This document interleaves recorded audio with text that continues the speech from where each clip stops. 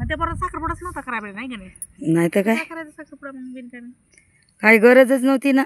चांगलं नसतं ते. लय शाप लागते बरं, आता मला लय तर पडा लागतोय बाई. पण आहे ते. काय समजत नाही बाई या लोकाला, आणि काय नाही उगच करतात व असं बघत नाही का कोण्या पोरीचं आपल्याच्यानं हे होणार म्हणून. आजकालची पिढीच तशी निघाली न काय करावं. आमच्या तिथं तर ते पुढला आत्तीच्या घरी दिली ती आणि 2 पोरं झाली. आता काय माझं रेकॉर्ड करता का काही नाही, मग रेकॉर्ड नाही करत तुमचं. त्यात ती गेली दुसऱ्या पळत होती पळून, त्याचं पण लग्न झालं.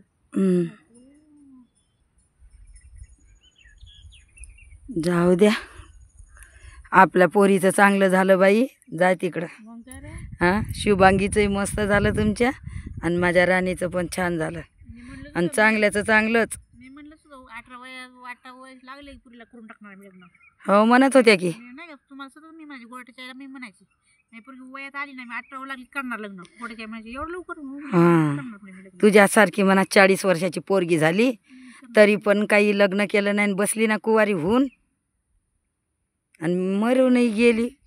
का शहाणे नाहीत ते, एवढी चांगली सून बाई. 4 लोकांची राहतोय पुरीचं खराब पडतं लग्न आधी पहिलं.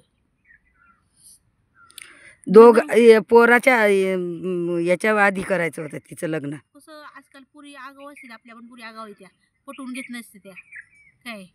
पुरीचं पहिलं करायचं म्हणते पोरं सगळं कसं उशिरा केलं. आला होता पोलीसवाला, आला होता, पोरीनं नकारलं.